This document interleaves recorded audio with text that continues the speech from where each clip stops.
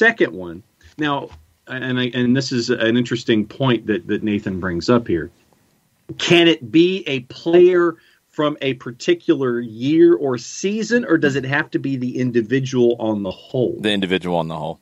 It's not greatest season. It's the individual player. Okay.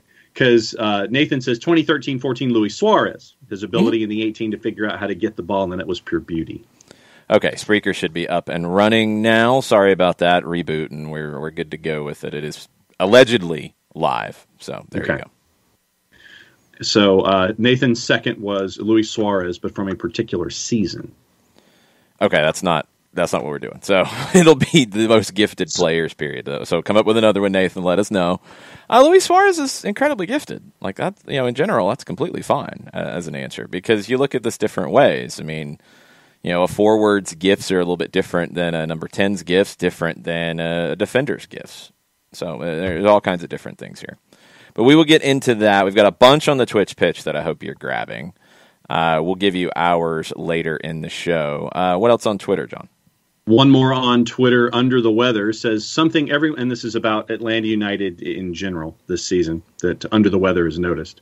Something everyone seems to be missing is that every team is simply hacking down our players when they do get by without punishment. Atlanta's the most fouled team in the league and have only drawn 7 yellows, 3 of which have been given in the 90th minute or later. Yeah, it's been consistent. That's not even a new thing this year, and it is very frustrating. When you have the ball as much as Atlanta does in general, you're going to get fouled more. That's generally common.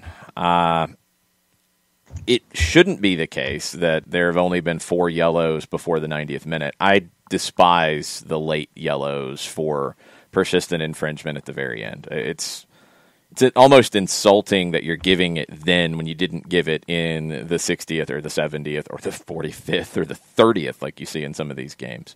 Because it doesn't feel like it goes that way on the other side. Maybe it's just somewhat a bias, like, they have the ball a lot, so they're going to get fouled. I don't know. It's not new, and it drives me insane because I've said it consistently for years. The league should prioritize not going above and beyond the rules, but protecting these kinds of players we're talking about on a Top Tier Tuesday, these special players who are on the ball, instead of basically incentivizing teams to just hack them down because they're going to get 3-4 hacks before a yellow card is thrown. It shouldn't be that way. Marcelino Moreno was fouled 7 times on the weekend. That's a crazy number. That's just a crazy number. Like, the top players in the league in fouls earned each season, generally 3 is where you're at for the most fouled player in the league per game. Moreno's fouled 7 times in 1. I mean, that's nuts. That's way too much. It's got to change. It's got to change. And I mean, Coco says, imagine if the NFL or the NBA didn't protect their playmakers. Well, the NBA changed. Mm-hmm. The NBA changed over the years. The NBA, I mean, you had fights through the 80s, like on a regular basis. And you had to go look back at the beatings that Michael Jordan took on his way up before they started to protect their top players more. Some people don't like that. Usually the people who don't like that are the players who can't play at that level. And that's their great equalizer, is to be able to be physical. The rules allow you to be physical, and this is basketball and it's soccer and it's any sport. But you do have to punish consistently bad behavior.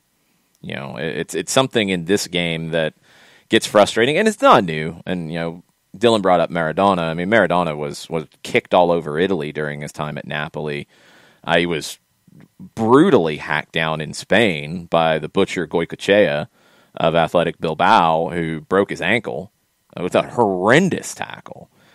He's kicked all over Argentina as he was coming up, too, because he was an incredible player.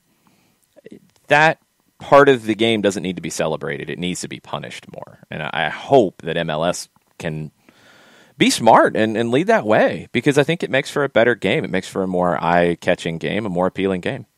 Well, and I mean, you made the point about basketball. I mean, you remember the Pistons and the Lakers, where you had the whole bad boys era with the Pistons and what they wanted to do with guys like you remember the Pistons and the Bulls a whole lot more than the Pistons and the Lakers, because the Pistons beat the ever-loving crap out of Michael Jordan for years.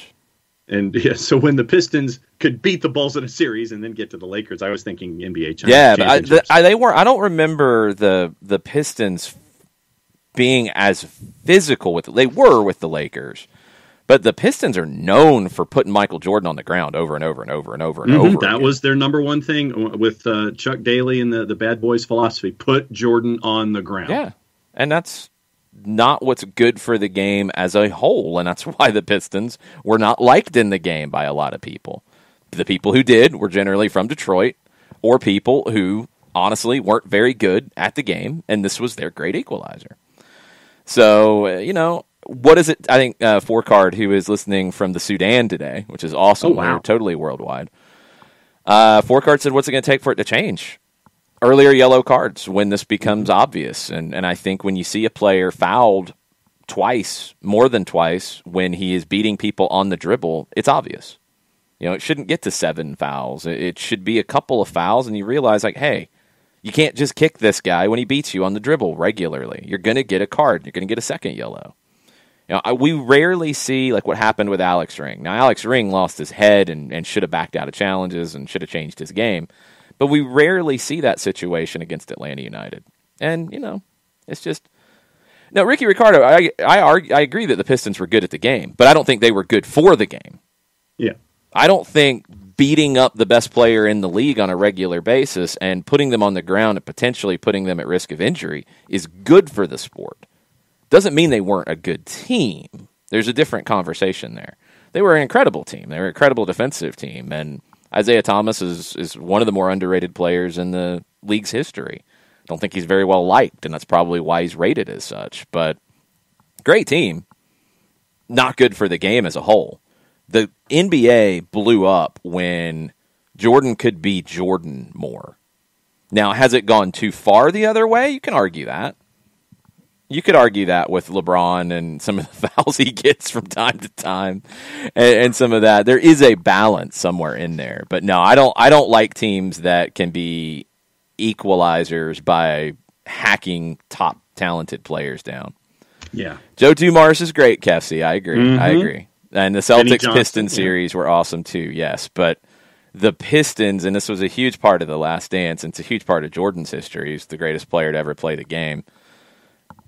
Pistons beat him up, and that's what they were known for so long. They were known for being good, but yeah, they had other great series and other great rivalries.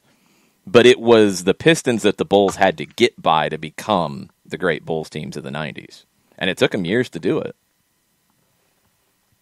And, you mentioned good for the game, not good for the game. When the Pistons did that hyper defensive style where they're only scoring in the high 70s, low 80s, and they're winning series and they're advancing in the playoffs. That's not good for the game when you do stuff like that. And I know that today when you look at scores that are in the 140s and things like that on a regular basis, and you're wondering, is that good for a game? I think that there's a happy medium, but it comes down to making sure that your stars are protected and that they can show off. I mean, because when we had Bird and Magic, Celtics and Lakers, and you got to see the ability of those starting fives because they all had, different things that they bring to the table with Bird and McHale and Dennis Johnson, and you had the Celtics with them, and then the Lakers obviously with Magic and Michael Cooper who could hit from the outside, and Kareem, and all the different elements that were there. That's why they were good teams, and they were good for the sport. They were good for the league in advancing the league into must-see television for a different network than NBC, who pulled that for their own programming. Yeah, we could go on and on about old school basketball, but it's the same thing in soccer. Pelé was kicked out of the 1966 World Cup, basically, literally, just brutalized. Maradona in 82. Go watch the game against Italy and what Gentile did to him. It's borderline assault. Those things are not good for the game. I want MLS to have a more open game. I wish referees actually used persistent infringement more and took care of things more. It's very frustrating. Yes, you can hear more old school basketball talk on the No Swag Shop. Thank you, Turner. On Thursdays at 2:00 on Facebook.com/929thegame. And we might actually have some either watch-alongs or post-game things on the No Swag Shop with myself and Andy Bunker during the Hawks playoff run. There you go. Yeah, we'll be very busy. All right, John, you've got a read to do here in just a minute. Do we have another tweet we need to get to before that?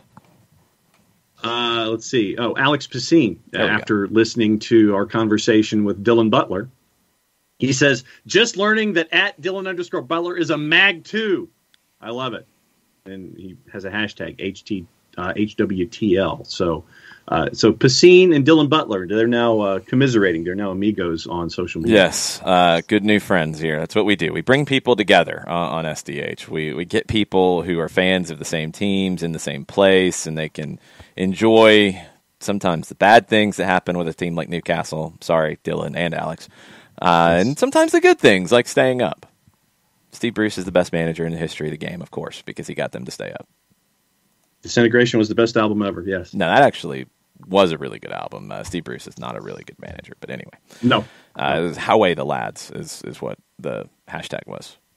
It's their thing.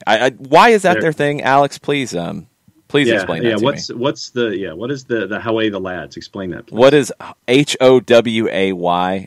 What is that word and what does that mean? Please. Where did this come from? I need an explanation from the Newcastle contingent, and I'm looking to you, Alex. Georgie slang. There we go. Thank you. Perfect Tommy's giving a shout out to Rich Ransom. I did not see Rich in the chat. My bad. Is he here? I like the shout out though, Tommy. Rich is a good dude. Okay. Geordie slang. I got it now. I understand. Go on, boys. Let's go, boys. Yeah, something like that. Okay. Got it. I understand now. Still check. Strange, Alex. Sorry, Alex. Okay. Why don't we go ahead and knock your read out? Sure. So you can tell us about Steve Apolinsky and all of the wonderful things that our good friend does from Decatur, GA. Apolinsky and Associates, LLC, proud supporters of everything soccer down here in the SDH network. For wrongful death and serious injury matters, one place you need to go, and it is said firm, Apolinsky and Associates, LLC. 3 different ways that you can do it. You can pick up the phone, get a free consultation, 404-377-9191, or you can shoot Steve an email directly, steve at aa-legal.com, or you can go on the World Wide Web, large device or small, type in aa-legal.com in the address bar, hit the arrow key, the return key, the arrow key, whatever advances you to the homepage for Apolinsky and Associates, LLC.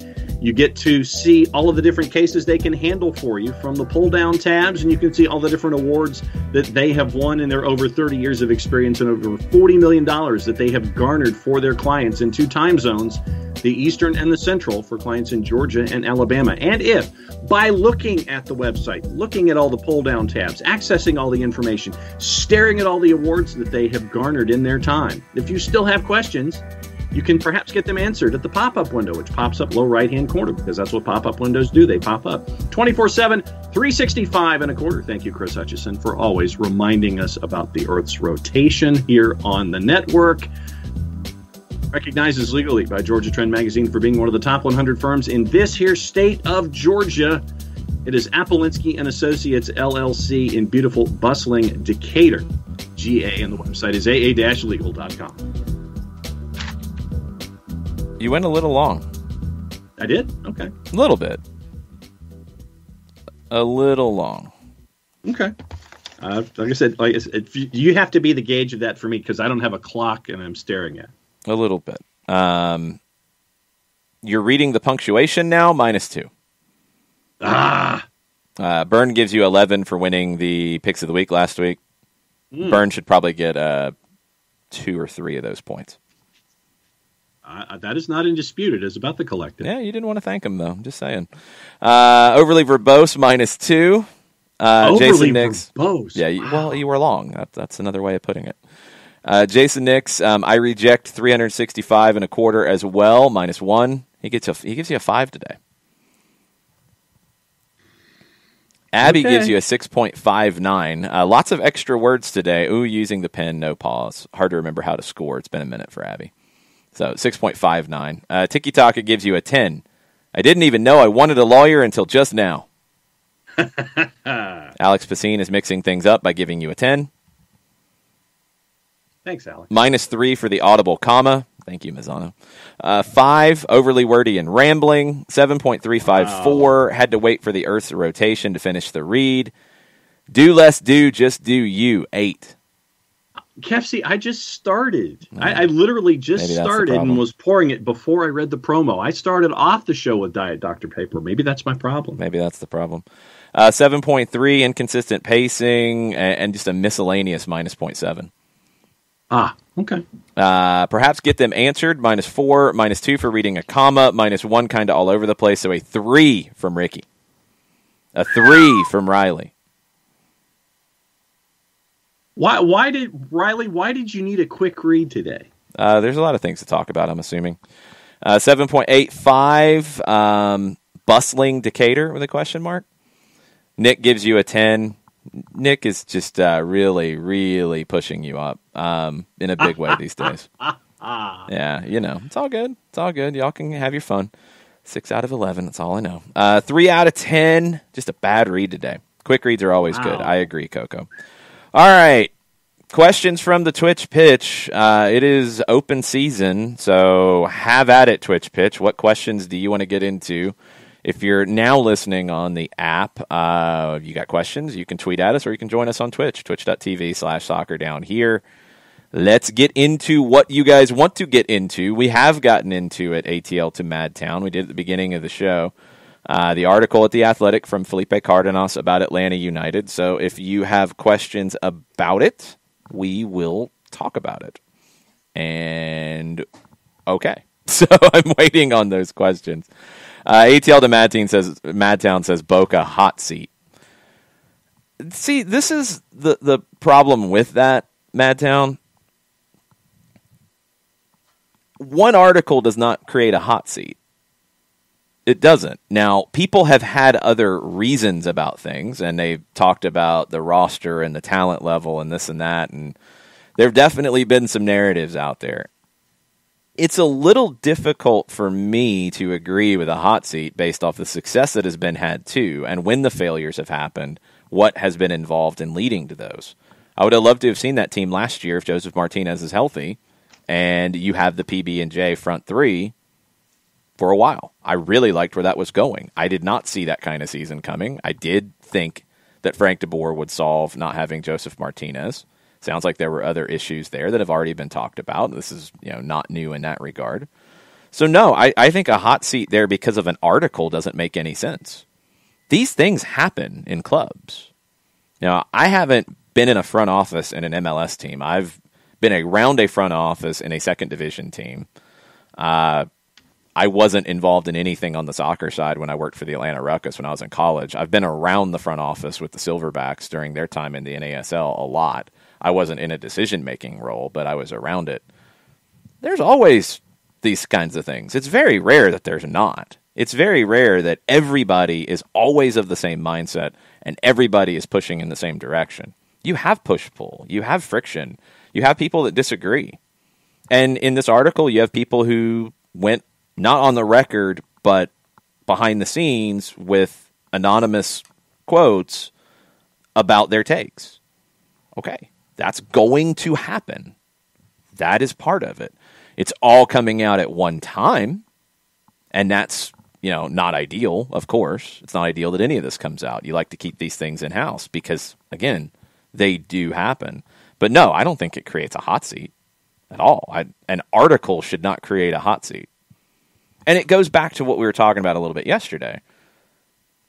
The start to this season is pretty much what you would have reasonably expected the start of this season to be. I would have liked to have seen them get past Philly. I think they could have gotten past Philly. They didn't. The league results are not awful, especially look at the league. Look at what you're building. Look at where you're headed. This doesn't happen overnight, et cetera, et cetera, et cetera. We've talked about it and talked about it and talked about it.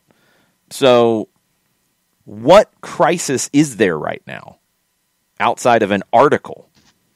articles don't create hot seats in this regard for this, because these are things that happen behind the scenes at almost any club. It's just part of the deal. I don't know. That's where I'm at with it. Go ahead, John. Yeah, no, the quote that you were referencing from Felipe's article, where Darren goes on the record about tension. He says, "Here's the quote. There will always be tension between a head coach and a technical director or director of football because they naturally have different perspectives. Coaches naturally, and quite rightly, care about results because they feel that their sort of longevity depends upon results from week to week.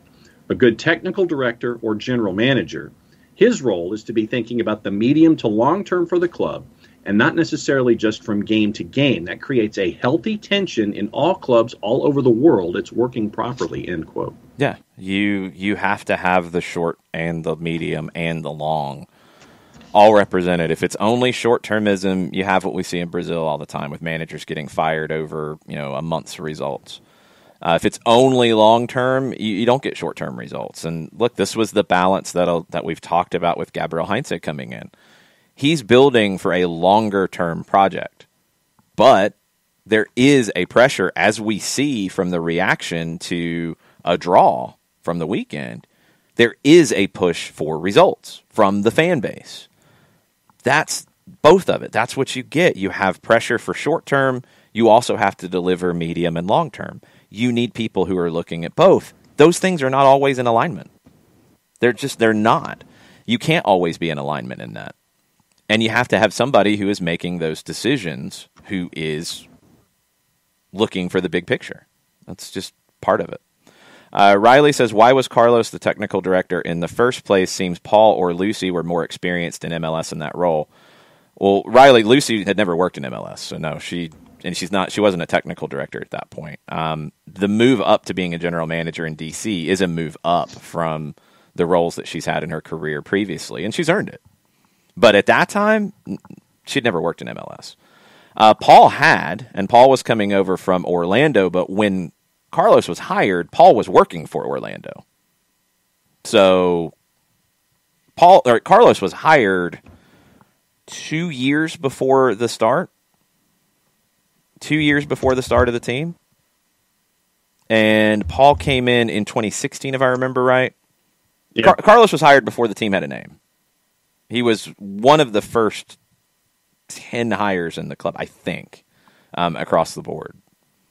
So timeline-wise, Paul wasn't available, and Lucy had no experience in MLS. You created a team that worked really well together, even with friction, and built a championship team in 2 years. That's a good thing, right? Mm-hmm. John, you've gone all Matrix for some reason with your camera. I don't understand. Yeah, I know. I don't know why that triggers and why I go max headroom or cubist or take on me or whatever. So. Ricky and Kefsi, when we get into, we'll try to get into that in just a little bit if we can. The Columbus situation, we talked about it on Soccer Over There last night. I think the logo is completely and utterly unnecessary. I'm not a huge fan of their current logo. I think it's too busy, but they didn't need to change the name. The logo is not an upgrade. Are they the Crew or are they not the Crew? Are they unofficially the Crew? Like it's just everything around it has been really poorly handled. So I think they're messing this up in a big way. Kefsi wants to know, when Atlanta United changes its badge, what would you change? Man, I don't know if I would change anything. I don't think I would. I like the stripes in the background. I love the A. I mean, if I was going to be like trying to refresh, and I wouldn't change anything, but I'd use that A more isolated because I love the A. I'd utilize that in a bigger way. I don't think I'd change anything right now. I like what it is. 10, 20 years, maybe you're having a different conversation, but no, I think it's a pretty classic, standard, timeless kind of badge. Go ahead. Sorry. I was going to say, I like what David said about changing the logo, putting another star on top. Well, of course. Matt Wagner says, Jurgen Dahm with some interesting social media posts about the therapy techniques at the training grounds. Good to see the care the players are getting for injuries. Yeah, I mean, the club spent a lot to be able to take care of the players as best as possible. They have spent a lot of money on this to be able to do it. So the players are getting access to a lot of different things. It's very cool to see. Yeah, I mean, to know that they're going to get everything possible to be able to get back on the field as fast as possible and be healthy, that's very cool. Coco says this, should this article talking about Boca keeping FDB in the dark on signings earn FDB more respect from the fan base? FDB put 3 trophies in the case while being in the dark on players coming in. This is another element where I feel like we've talked about this from day one of the show. It's very rare in the game worldwide for a manager to have an open checkbook and be able to do whatever they want with signings. That's not typical, and I don't know why there's an expectation that it is. Now, how much communication goes on, different conversation. But it's not that the managers in the world are able to just go do what they want. I mean, you saw it with Jose Mourinho in the Spurs series, for example, and if anybody's going to have clout to try to pull that kind of thing off, Jose would be one of those people. He didn't have complete say over everything. He couldn't go out and just sign whoever he wanted. He couldn't just go ahead and get rid of anybody he wanted to. Sounds like he didn't want Gareth Bale coming in. You know, I mean, these things do happen. The whole idea about Frank de Boer and does he deserve more respect? He deserves more respect for what he did on the field. I don't think this changes anything. When he came in 2019, I mean, you had an established team, and yes, you had some turnover. You had turnover more going into 1920, which was very difficult because you were in year 3 and you had a bunch of contracts up. That's where it sounds like maybe there was a disconnect. Maybe De Boer didn't want to be involved in that. Maybe he didn't provide proper communication. I don't know. Maybe he wasn't very verbal in what he wanted. We don't know. And that's the one thing about, you know, stories like this and articles like this. This is coming from one side of it. You know, it is. And I'm not saying it's wrong. I hope people understand this. And before you start going off and saying, oh, well, this is what was said and taking things out of context, it's just one side of the story. And it's a very well-sourced side of the story, it seems like, and there's a lot to it. But it is one side of the story. The why that would have been the case would be a interesting part of the story to know. So, I mean, Frank de Boer was somebody who wasn't familiar with MLS. I don't assume that he was. I don't know what he would have known about the MLS player pool and who he could have gotten from Minnesota or Colorado to better the team, stuff like that. Don't know. Things were in flux as well because Paul McDonough went to Miami at that point. The team that was involved in making decisions was changing. So that's where you are. And I know a lot of people have been very down on what the roster looked like going into 20. And a lot of people were very upset about some of their fan favorites leaving the club. When you really go through those decisions, it's a little tough to be too upset about the Gressel and the Nagbe deals. And I know, look, the Nagbe deal is one of these. You have Santiago Sosa right now, who, I said it before, I'll say it again, I think he ultimately has more of an impact on this club on the field than Darlington Nagbe overall. I know that's a hot take. That's fine. I think he will. I think Darlington's a great player. Darlington wanted to go home. And I do think that was a huge factor. I believe Nick Leafy is on the line. Yep. Can you guys hear me? Everything going well on that? Yeah. All right. Okay. So I wanted to chime in on the article, and one, it's an incredible read. I'll put that out there. So kudos to Felipe for the legwork, obviously, that he's done on that. But I will say I do have to push back a bit on the idea that every championship-winning club, no matter the sport, is this harmonious atmosphere where everyone gets along and it's a pure collaborative effort. Look at the Bulls. We just saw it, when COVID went down and we saw The Last Dance, the friction between Phil Jackson, Reinsdorf, Jerry Krause, and That's the team. Good shout. And so whenever we look at that, Krause was maligned by the team to no end. Remember, they called him crumbs, that he was superfluous, he didn't need to be there. And then you saw, almost to a person, everyone said, yeah, Krause actually helped put together some really good teams and made some really good decisions. And then the one decision that everyone seemingly railed on him with is deciding to break that Bulls team up. Now, ESPN went out and put together a podcast that had Krause's last interview before he passed. Excuse me. And he detailed, here's why we broke the team up. And he freely admitted that he made a number of mistakes along the way. But the decisions, in hindsight, a lot of them appeared to be correct. Now, I look at the situation that we have here in Atlanta, and the one thing the rise and the fall and the rise back up. A fall to me would have been like if Atlanta had been terrible, like if we had like 3 or 4 2020 seasons back to back. I would say that, that would probably be better defined as a fall rather than a one season anomaly. You can say that, hey, look, 2019 was a bit boring for me personally because we didn't press, because we weren't quote unquote high energy. That's fine. We can have that argument all day. But the idea that there needs to be this harmonious atmosphere, I really have to push back against that. Look at the Yankees during their run, the issues between Cashman, Steinbrenner, Torrey. You have friction in these situations, and some people are notoriously difficult to work with, and that's fine.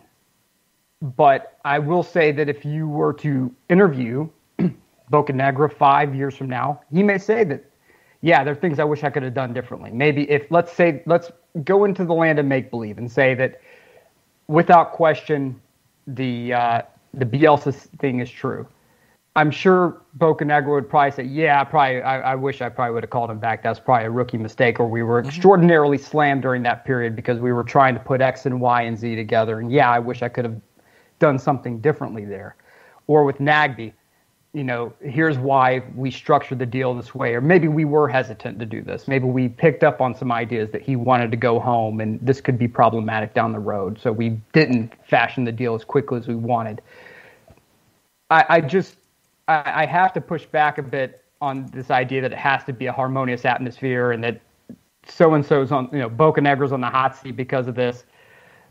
But I will say that sometimes that can work to your favor if there's strong enough leadership in place to help curb some of the rougher edges that you may have, like in dealing with, let's say, Tata Martino and from Bocanegra, right? And we can say, yeah, well, Bielsa's one of the greatest managers of all time. Agreed. He's also one of the most notorious mercurial managers of all time, where he could come in and say, oh, I don't like something, and I'm out, and I'm gone. How'd it go at Lazio for Bielsa?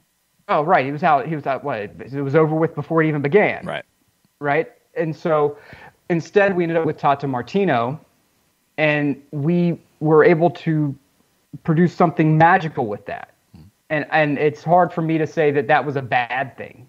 Would we have loved to have gotten Marcelo Bielsa in front of Atlanta media and Atlanta fans? Sure. Yes. You're not getting the Bielsa of Leeds. The Bielsa of Leeds is happening because of the relationship that exists between the club and the manager saying, I get to make all the choices. Thank you. Have a great day. And being backed unequivocally by the club in doing so. You can't do that here, so I don't know if it would have been successful. We could do revisionist history all day. But I that's the one thing I do want to push back with, is that there have been adversarial relationships in successful clubs all over the place. And yes, it is working well for Leeds. It is working well for Leeds. But Leeds also doesn't have a salary cap. They have financial fair play that they need to be compliant with. But you can't walk in and say, I need all of these players. And this is what we're going to get. I'll even go a step further, Nick. And I think this is the important thing on somebody like Bielsa. And it's the difference between Bielsa and Tata Martino. Tata Martino will get bigger teams, and I'm not slighting Leeds. Leeds was a championship team when they hired Bielsa. Right. But Tata Martino has shown in his career that he will be more pragmatic to get results. He got the Barcelona job because he showed a willingness to be more pragmatic with Paraguay in the World Cup. He got that job. Of course, the relationships from Argentina and Messi and all that factor into it, of course. But he gets that opportunity. Bielsa doesn't get that opportunity because he is very dogmatic. He is very, it is my way, that is it. Now, that's what's so interesting about the progression here from Tata Martino, who has shown a pragmatic streak. Of course, the playoffs in 2018, I mean, that demonstrates what he did here in Atlanta, where he got very pragmatic in terms of, I need to win, I'm going to change the way we play to get there. To Frank DeBoer, who, again, that from the play side of things, what Tata did, what Frank did, is a progression. There's a little bit of talk about that progression of being able to deal with teams who sit deeper. You get into the positional play more to open them up, lean into that more. I mean, you can see it if you go back and look at the 2019 team in the second half. They're spreading the field like this team does now. So then going to Gabriel Heinze, same thing. Now, Gabriel Heinze is a lot like Bielsa in the sense that he is, dogmatic's not the right word, he is very focused on playing a certain way and playing the way that he feels. And he's not going to change that yet. He's a young manager. Right now he's implementing a system, so he can't change it. It'd be counterproductive to do that. Will he go down the road more of a Bielsa, who it's my way, I don't care about the effect on results, or the way of Martino, who will get bigger jobs and bigger situations? And Heinze's played in those big clubs. He knows that mentality. Will he go down that and say, okay, I've established my way. Now I have to establish that I understand when my way needs a little bit of pragmatism mixed in to get results based off, I'm at Real Madrid and my whole back line is hurt, like right now. And Zinedine Zidane has to change things up because he doesn't have a choice. I mean, his whole starting back line is out. Right. Can Heinze do that? Like Bielsa, we don't know how it was handled. Again, we're getting one side of it. Bielsa would not have worked here. Bielsa would not work as a U.S. national team manager. I've had these arguments. I would love it from a theory perspective, but it wouldn't work from a business perspective. He works at clubs like Leeds, at smaller clubs, Athletic Bilbao, who wasn't ever going to be able to go out and spend crazy money because of their Basque-only policy. He works at certain places. When he's went to other places, it's fallen apart. Lazio and Marseille, I think, are prime examples. Mm-hmm. And remember what Frank had said about Inter. And I give Frank plenty of credit for what he was able to achieve when he was here. But I also say that I think that Frank had made numerous mistakes along the way in his club career. Inter, the one thing I completely agree with him on is that club was a disaster behind the scenes. Yeah, he shouldn't have taken that job. Right, and he shouldn't have taken that job. It was a terrible mistake on his end. But the idea of, I didn't know how, while Chara said, I didn't know things were that bad behind the scenes. Look, every club has that. I go back to the Buccaneers when Tony Dungy, his last year in charge, they had a terrible time keeping Warren Sapp in line. And so they brought in player after player after player from the leadership side to say, and Tony Dungy said, look, you guys have to solve this. And Rich McKay was a part of this conversation.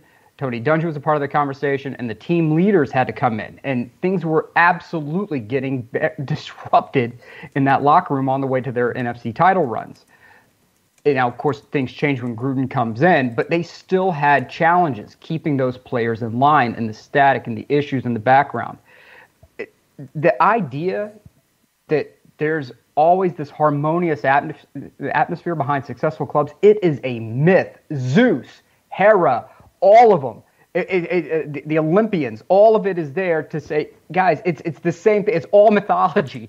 There's drama and nonstop issues. And I got somebody who just walked up to the door here real quick. But it's an issue that exists, guys. And there's always problems. There's always egos at play.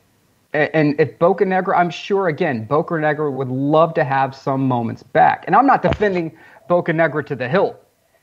I'm not saying that. I'm just saying that he probably made mistakes. Darren has probably made mistakes, things that they would like to go back and redo. And Tata Martino, along the same way, would say, yeah, I probably would like to handle this different. Or it's same thing with Frank DeBoer. It's part of it. It's part of the issue. It's part of the stuff that always happens behind the club scenes. At AC Milan, you had the issue with issues where they were talking about bringing in Rangnick, and you had Evan Gazidis going against Maldini and going against Pioli and all the drama that was taking place there. And this is when they were, quote unquote, winter champions. They were in the middle of a resurgence and this was happening. So there's always drama behind the scenes. it's more compounded when you have a salary cap that is sort of the giant wall that you're always being pressed against. So I think that's the one issue here where you have to make harder choices earlier on that, where fan favorites are going out the door, and you have to be a bit brutal. And I think that's the one similarity here with Krause, is that Krause made a series of decisions, like Luke Longley, whose knees were at that point on wet paper towel. And you had Dennis Rodman, who was getting ancient. And, okay, who do you want to bring back and at what price? And I think that's the issue that Atlanta United's dealing with as well. And fan favorites get on the chopping board, which adds to fan anger. And then you have someone who doesn't get in front of mics often, like Carlos doesn't. I wish he probably would have gone on record. Maybe that's a team decision. Maybe that's his. I don't know. But it's a tough spot. It's a tough spot. You're always in a tough spot. Let me go see who's at the door real quick. I'll jump back on. Yeah, do your thing.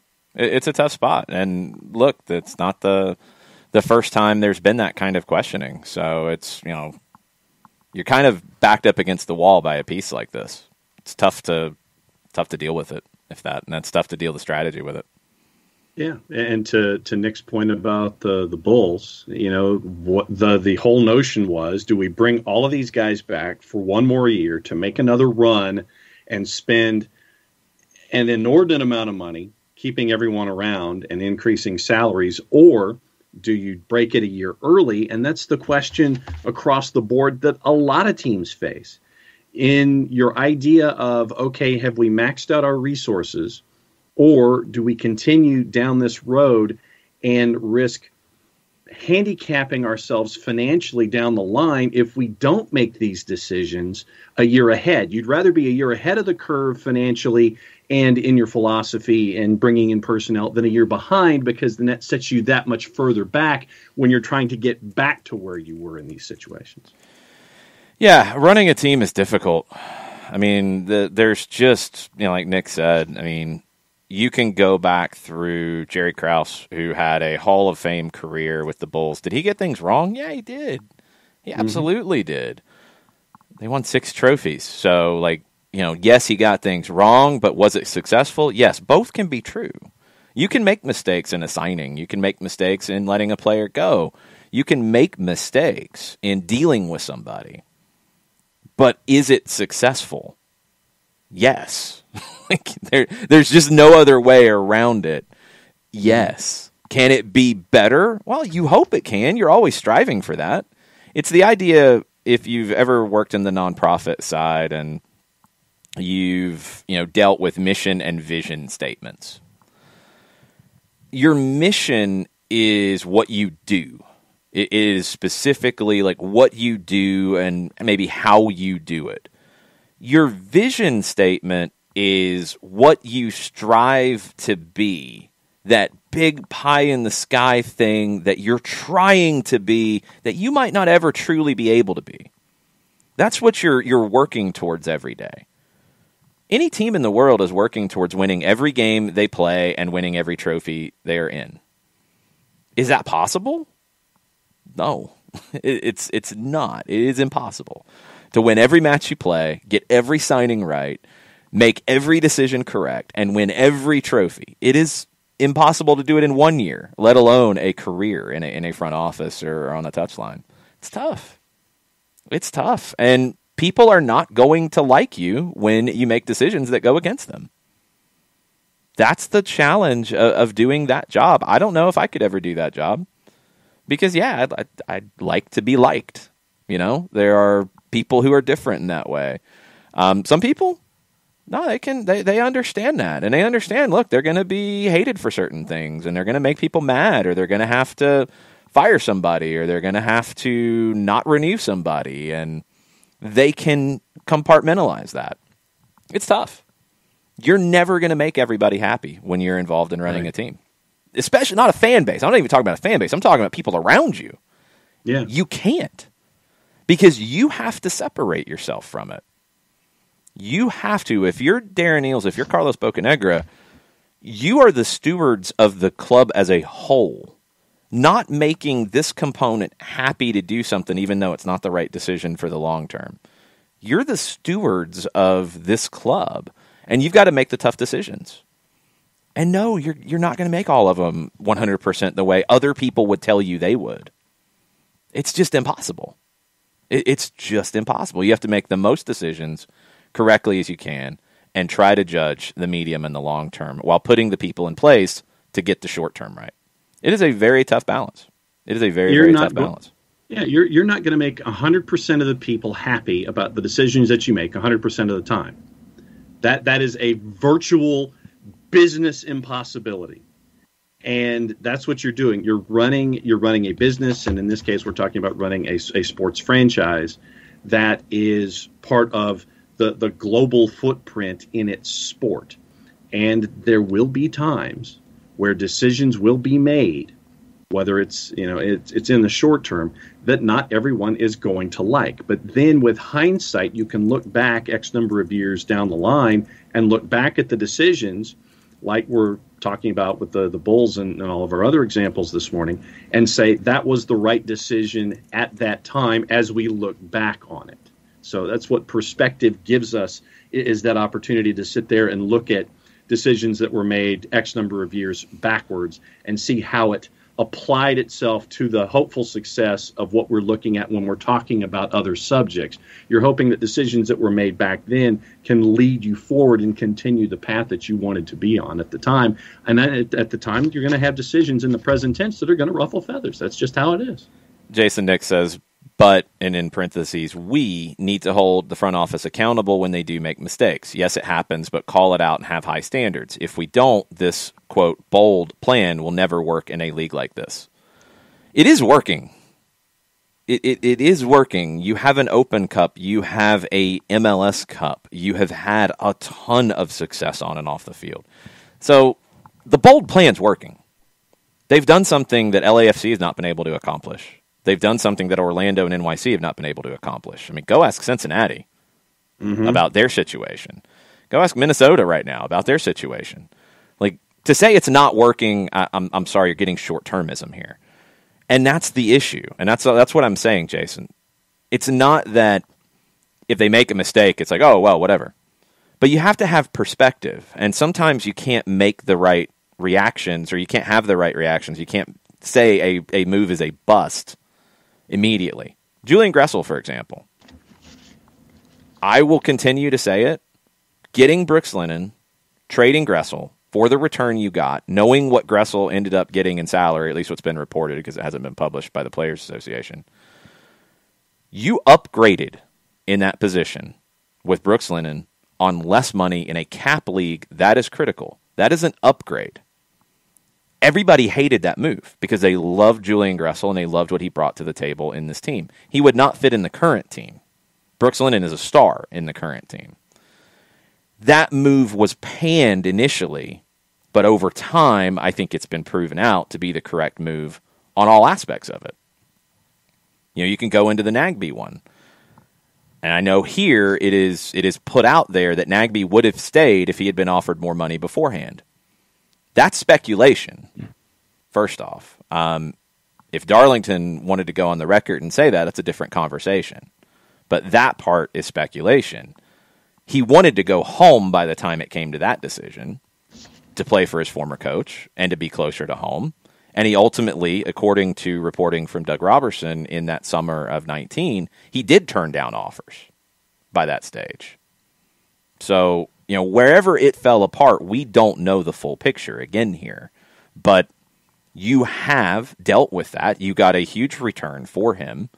And that return probably had a hand in bringing in Santiago Sosa, who is a more impactful player overall, in my opinion. I think he will be ultimately in a transfer fee as well coming into the team at some point. These things do happen, and it is difficult. And you had a bunch of players up at the same time, and you had to make a lot of tough decisions. Did you nail all of them? It's up for people to debate. A lot of people say no. There are some of those decisions that I think they ultimately did get correct, and to lump it all into one bucket is tough. Sometimes the holding accountable needs more time before you can actually do it. Go ahead. Right, and I'll say this, that and Coco, I think, really nails it here, that a lot of the DP buy-down moves were able to happen because of the Nagbe deal, right? Because you ended up getting so much money back for Darlington Nagbe. there is a business component to this. It's not just win trophies at all costs. It is trying to be cash flow positive on these player transactions and not get underwater with it. With Gressel, I understand. Gressel did everything, all the signings around town. Mm-hmm. Gressel was always at him, shook hands with the kids, signed autographs, did all the right things. However, there were times in matches where Gressel would receive the ball and then he would turn and he would lose the ball. Simple, stupid losses, right? He was pushed up further up the pitch. He was shielded behind with Franco and Nagby, who could bail him out if he got into trouble. I think we're seeing a lot of stuff that has been cleaned up with Brooks Lennon on the side. Mm-hmm. When Joseph is fully fit, healthy, and 100% going, I want to see the chemistry that can develop between the two of them before we can say, oh, well, I still wish we had Gressel out there. And I'm sorry, I'm just not the believer in Julian Gressel as the long-term, very expensive solution on the right side of the pitch. I just don't buy it. There are business decisions that must be made. And yes, it does seem that in the article that it appears toward the end that lessons have been learned, if you want to put it that way, and that Gabriel Heinze has a bit more play in the decision-making process. If you want to go by that, if you take the article at full value, right? And that's not saying that, that's making an assumption that the other side has had their full and willing say in the process. But I will say that I just think that you're going to get a lot of contracts coming to term at the same time because of when the signings took place. It was year 1, 2, and 3.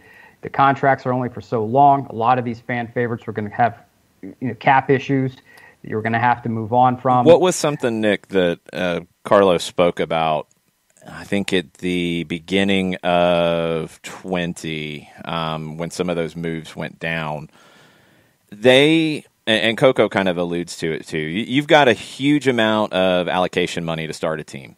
You get a big bucket of monopoly money to start a team, and that runs out after a while. And players' contracts that you got on a manageable number, like a draft pick, like Gressel, okay, it's time to do a new contract. He's going to want more money. You don't have all that bucket of allocation money anymore. It's gone. Correct. So Carlos spoke on it, and I think it was lost in the shuffle of everything. Yeah, they went. Because other things dominated the headlines. Well, of course, but they went all in to win while they had Tata Martino in the first 2 years. They had to reload a little bit. And Coco talks about the reloading as part of the allocation money with the Gressel, with the Nagby deals. The Nagby deal, I mean, I was told from somebody not around Atlanta United, it was somebody who covers the league nationally, that move with all of the incentives after Columbus won MLS Cup last year was going to be the biggest trade in MLS history. So you got a huge return. Right. For a player that helped win you a cup. 1.4, I think, with incentives. I think it ended up getting all the way to that or very close. So, this is part of running a team in a cap league, Nick. It is. It's something you have to think about. That's that medium and long-term thinking that somebody has to do. If the manager is the only one driving the player acquisitions, you're going to get caught in cap hell and not be able to win for a period of time until you fix it. Right. And you can be like Milan, and you can keep your players, your star players, for too long. Championship winning guys who won Champions League a couple of times, and you keep them for too long, and then you don't set yourself up for the future. And when you could have had a year, 2 years maybe of some tough results, instead you put yourself behind by a decade. And this is where there's no salary cap, right? But you're stuck with these bad contracts. And the idea is to have players who overperform their contract to the point where you have to move them, where you buy low and they overperform and you have to make tough choices. That is the ideal situation. And so when you have Julian Gressel coming in and saying, I want stupid amounts of money to stay, he probably earned it. And Atlanta said, we can't pay you that much. Okay, well, I'm going to move on. Fantastic. We're going to orchestrate a move. We're going to get some cash in the process. Darlington Nagby.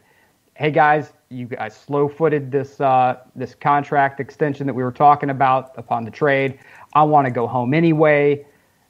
let's what's going to happen? Well, let's make the largest trade in league history and get a boatload of cash in the process. And yes, again, Coco, the Juve is a case study for keeping players for too long. So it's stupid money, Jason. And when we talk about Julian Gressel, compared to what he was earning, no, I don't think that he earned the level of TAM money that he was wanting, in my opinion. So I think we have a cheaper option now that can perform at the same rate in Brooks Lennon. And when Joseph is fully operational and healthy, I think that we will see the fruits of that. So in my opinion, we have seen time and time again where rosters get kept together for too long. And then it goes sideways and you set yourself back so far. But in the salary cap league, rough, tough decisions have to be made. And sometimes they're handled artfully and sometimes they're not. And yeah, Jason, you're right. Sometimes we do overpay for other guys. And that's a completely justifiable take. But Jason Nix said that. Jason Nix, sorry, yeah. So I would say that yes, we can, and that's a perfectly healthy, wonderful debate that we can have.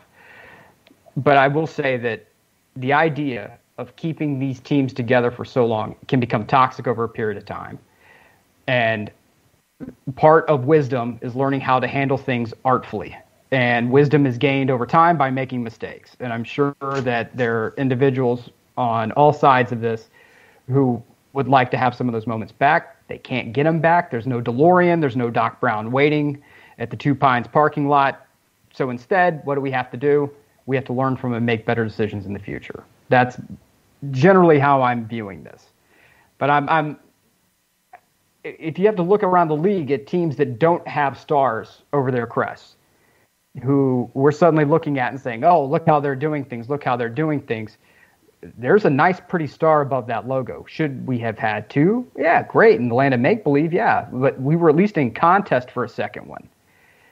And I think that when you look at that and you look at the fact that we have a number of trophies outside of the 2020 blip, then I will say that I'm very happy with how the club's run. If that means that they're static behind the scenes and a couple of people willing to, go to fisticuffs to make it happen, hey, I'm okay with that. That doesn't bother me at all.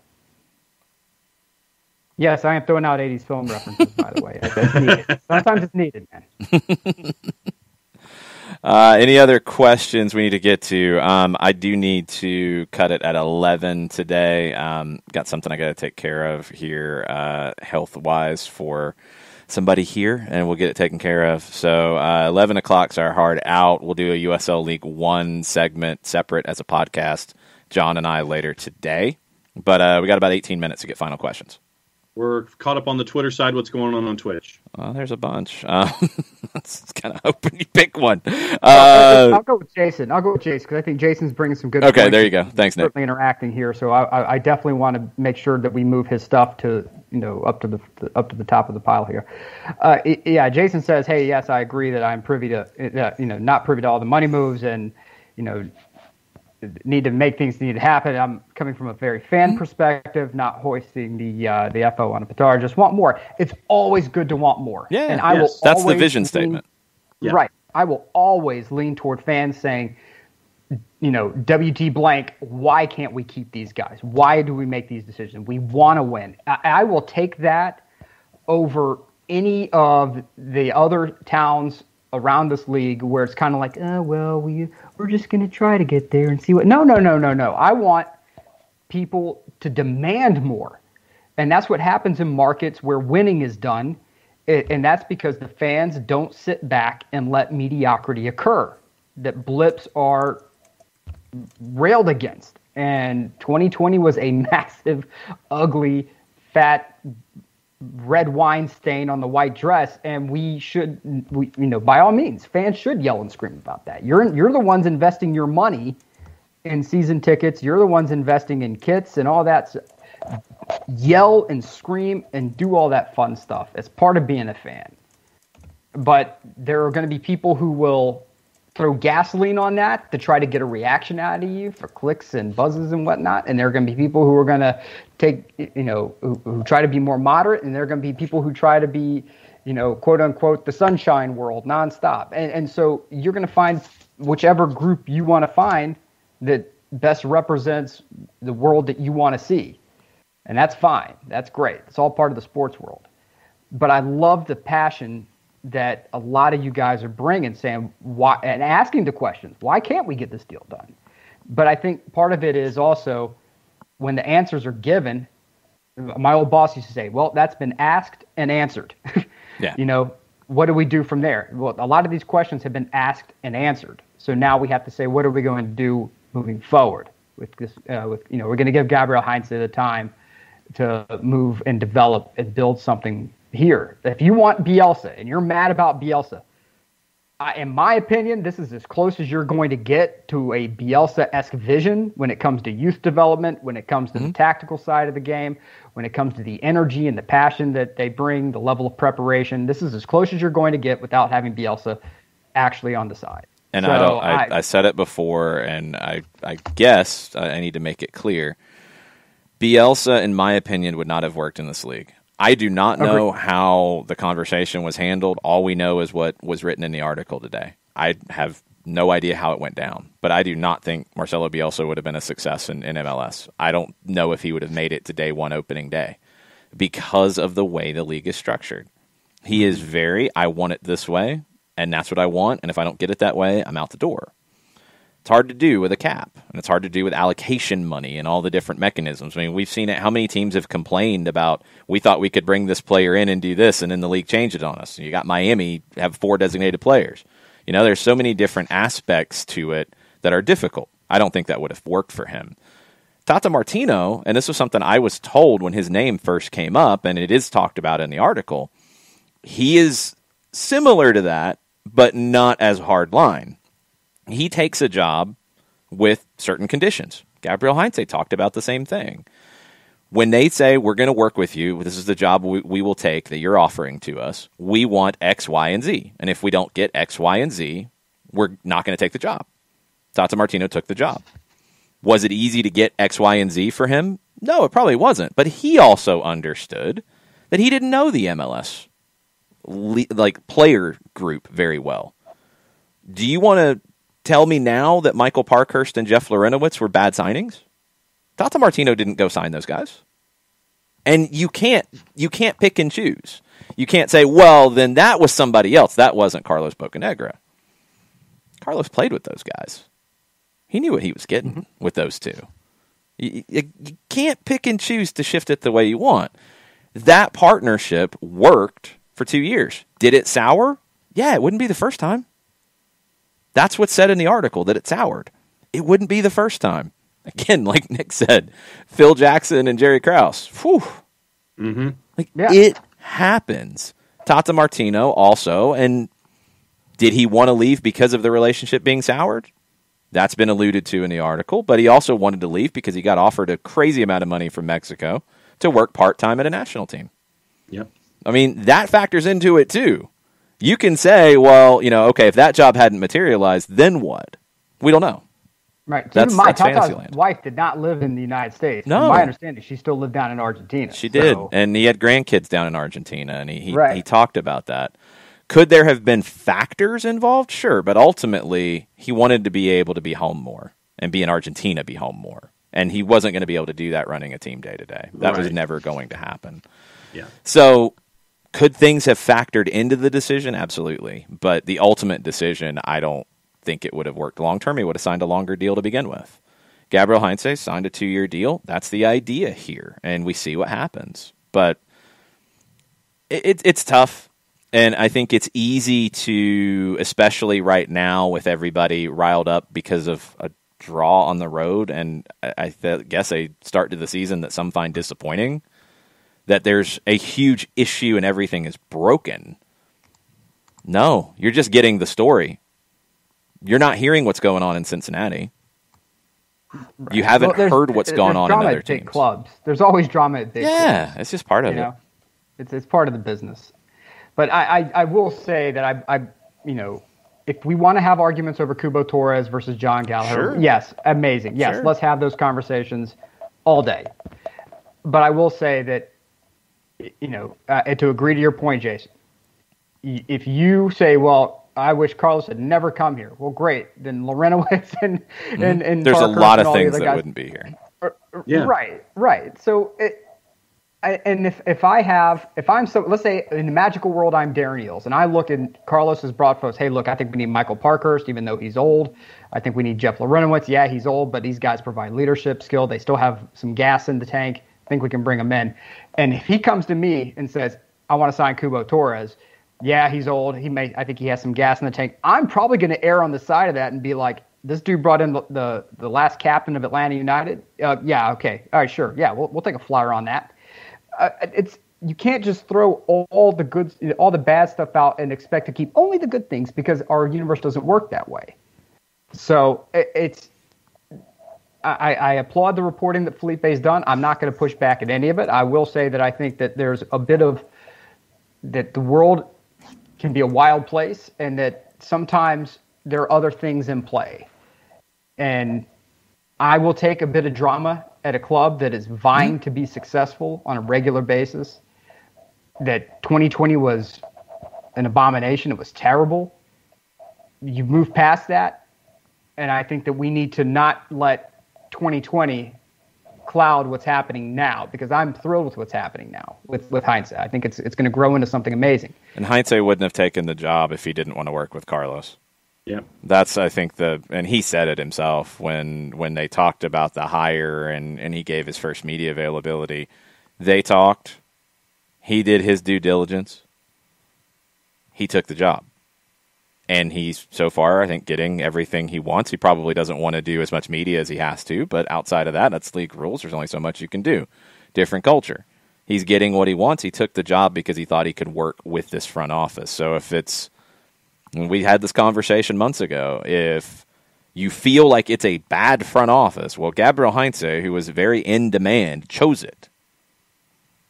If, you can't think he is the great young manager on the way up and then try to find a negative there. You know what I mean? Like, yeah, you're not going to, if you're the great young coach, you're not going to take a job if you don't like the front office. You're not just going to take a job for the sake of a job. In a country you've never been in.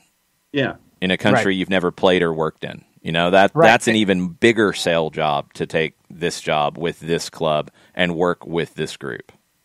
Right. And let's keep in mind that there were also stories circulating that Frank's wife had left the United States to go back to the Netherlands as well. Yes. And they were known to have a very close relationship. And so there are other things that factor in to all of this stuff. And it's not just black or white. That's the one thing we all learn in PTSD therapy, is that we all tend to believe that everything's black and white, when actually it's a world of gray. And so it's something where the mistakes can be made. They're going to be made because we don't have advanced deep learning artificial intelligence making picks left and right.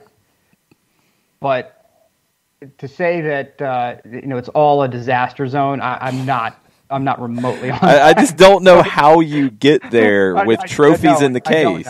I don't know. Money in the bank, trophies in the case. Yeah. I don't know how you get there. Now, if you want to buy into, I'll take Ralph Rangnick in the drama. I'll take that. His name came up, and it came up in the Twitch pitch, and yeah, he's hard to deal with, and he's won. How much has he really won? He's another guy who reminds me of Bielsa in that he's best with a smaller team with lower expectations and can get them punching above their weight. Can he win with a top team? We might find out if he actually takes one of the top teams that has talked to him. We don't know. Does he go to Milan? I mean, I don't even know if they're expected to win Serie A next year if he goes there. You know what I mean? Like, yeah. Can he make that transition? He's a different kind of guy. You have guys who are brilliant managers who don't work well with others. Thomas Tuchel. Tommy Tuchel. Yeah. Tommy Tuchel. His name has come up, but he's found a way to navigate it to the point that he's getting those massive jobs. Go back and read some of the things about Tata Martino at Barcelona, because Barcelona people ran him out of town as fast as possible, and I thought unfairly, because he did try to make changes. He wasn't married to the idea of, I have to have 60% possession. He did try to find plan Bs and different ways to play, which was very against the way that they think about the game. So it wasn't a fit. Sometimes great people aren't a fit everywhere, because that AI that Nick talks about creating the perfect team and the perfect front office doesn't take into account personalities. And personalities are a big part of this. And you need that push-pull with personalities, with people who are not all yes men, but can find ways to work together to create good things. And it's hard to say over the entirety of what you've seen here is not good things. Yeah, and AI does not deal in emotion. It deals with everything else but that when it comes to the construct. Yeah. That's right. You're dealing with statistics and numbers and everything else. And what do we want from Atlanta United? We want to win trophies, and we want a steady youth pipeline, because that helps to defer costs in player acquisition. You can move those contracts on and make cash in the process.